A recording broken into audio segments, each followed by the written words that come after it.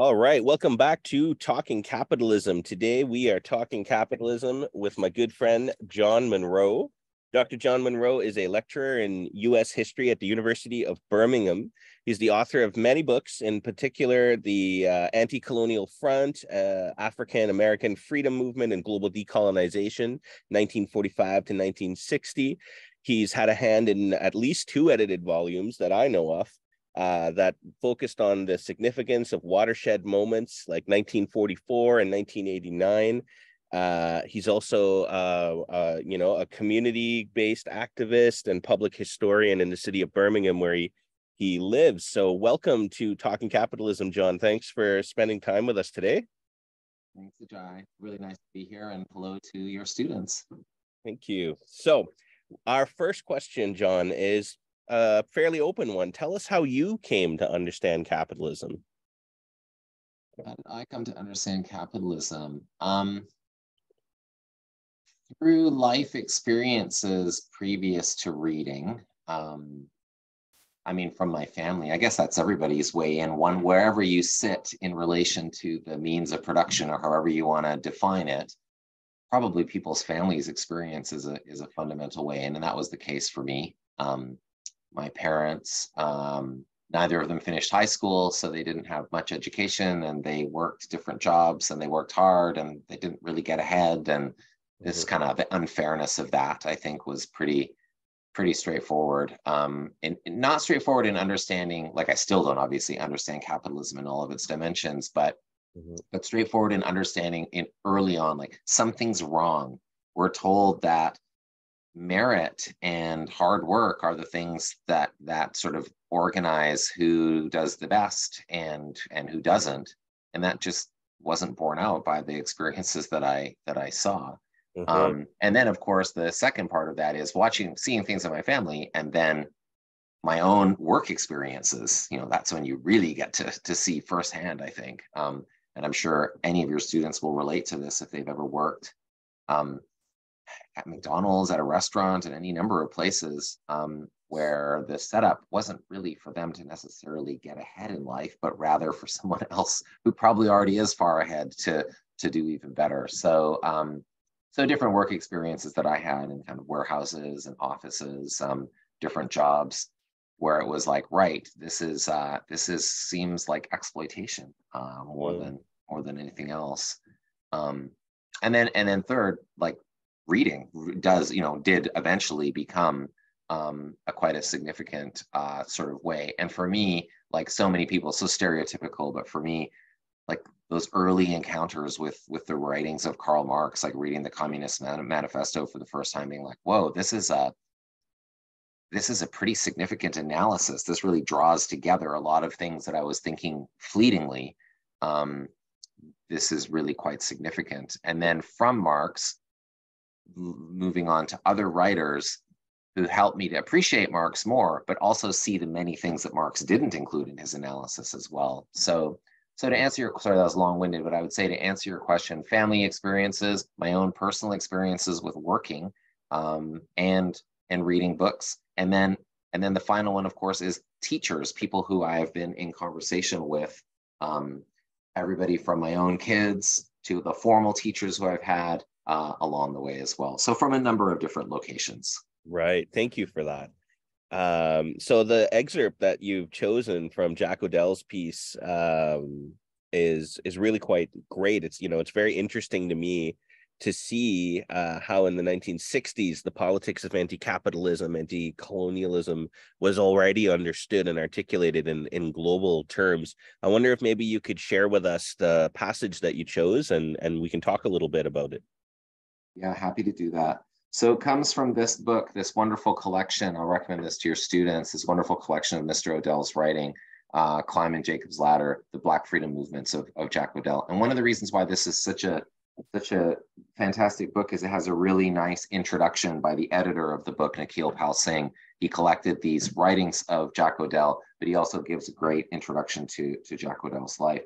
I'll also recommend to your students, and maybe you'll want to make this available to them, there's also a really nice short movie that's available on YouTube, The Issue of Mr. Odell, which is it's about half an hour long, and it's just a nice way into to getting a sense of who this person was, and what his significance is. He was a civil rights activist, to put it one way, but not one of the most famous by far. And so there's kind of reasons for that.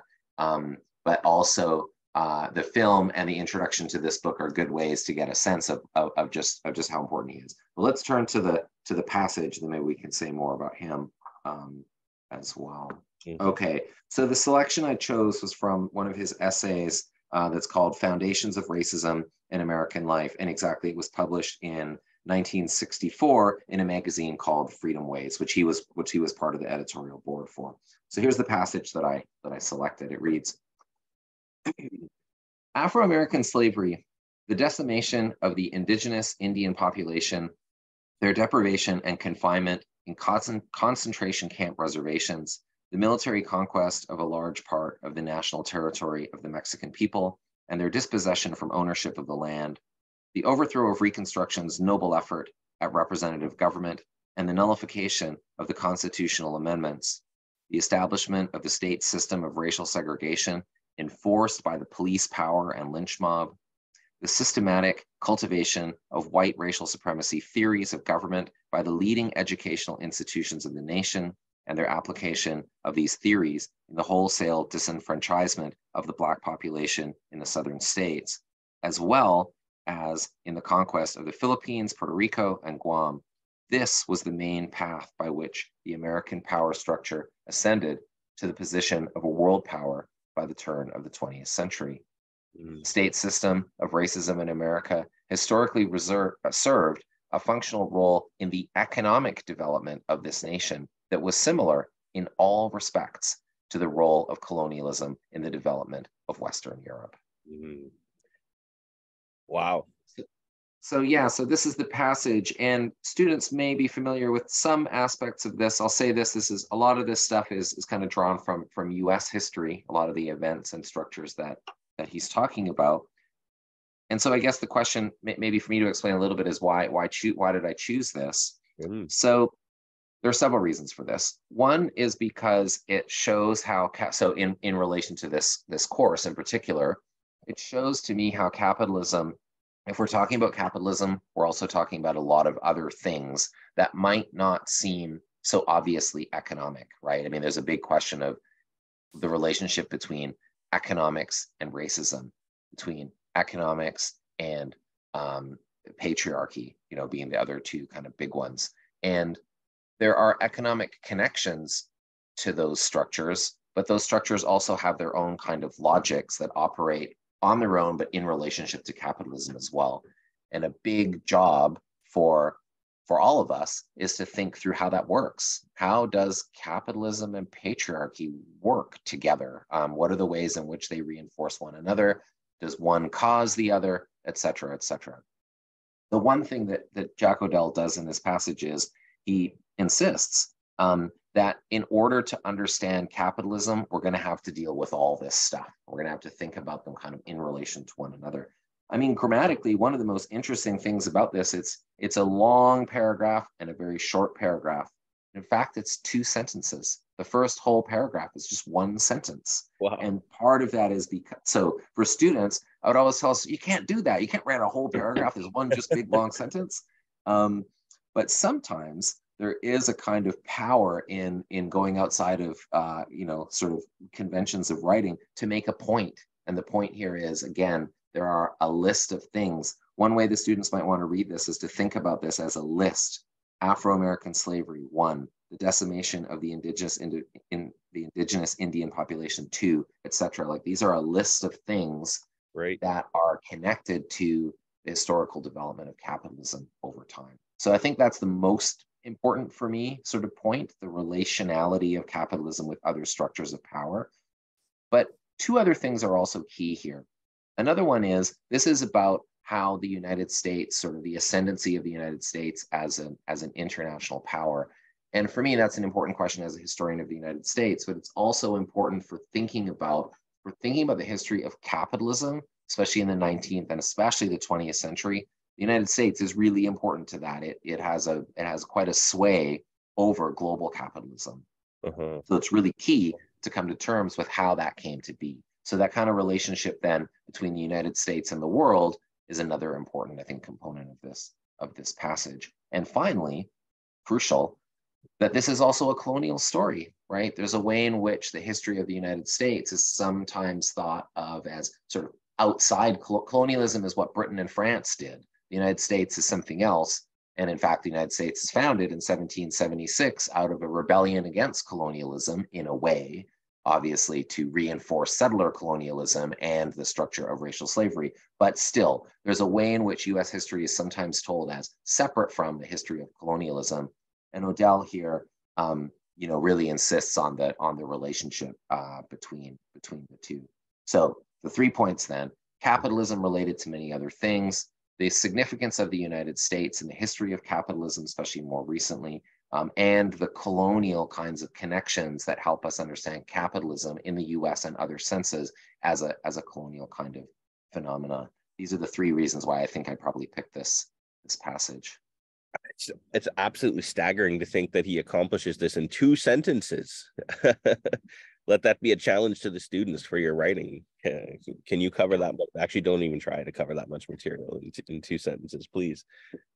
No, that's fantastic, John. And it really kind of shows, I think, the deep thought that activists on the ground in the 60s were putting into their analysis. Like, I read this for the first time in preparation for our discussion today, and I was struck by like how a lot of this analysis is being presented as if it's a new analysis, even in the last 10 years, about whether it's explicitly intersectionality or just talking about the kind of colonial investments, I guess, for lack of a better word, that the United States has had.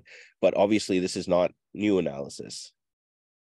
No, it's not. And what I find most interesting about that particular point, and thanks for raising it, is that for Odell, he's not thinking about this anew in 1964. He's already been thinking about this for a long time. And precisely to your point, your excellent point about this being kind of on the ground activists thinking about this stuff, this is not, so yes, this is an absolutely brilliant analysis. There's no 2 ways about it. To think about all those things in connection at that time is just like, we start with that, wow. Mm-hmm. But secondly, it's very important, and Mr. Odell, I'm sure, would have been one of the first to say this, that this is an analysis that's worked out in conversation with others, through acting together, through struggle, and through conversation and through reading, through the very things that you and I are doing here together, learning from each other and talking together and thinking about the most important kind of questions of the day. That's where a lot of this comes from as well. So Odell had been, in 64, this is not something he's coming at for the first time. He's sort of distilling it to share through this audience, through this important journal, Freedom Ways.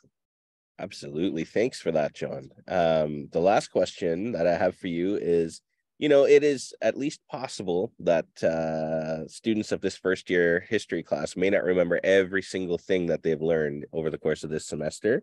And I'm asking all of our guests to think about one critical thing. If they remember nothing else, what should they remember about capitalism as they continue through the rest of their undergraduate degrees? Obviously, so many ways you could answer this.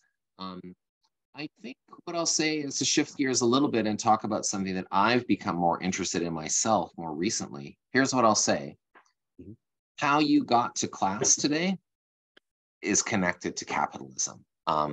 Because I become more interested in the kind of the politics of mobility and how the relationship between private cars, public transit, safety of pedestrians or lack thereof, that these are kinds of reflections of arrangements of power, and they are all about, they're obviously about class, but just like we were saying before, when you're thinking about capitalism, you're thinking about all of these other things. They're also about gender, they're also about race, they're also about sexual identity, they're also very much about ability, they're also very much about age.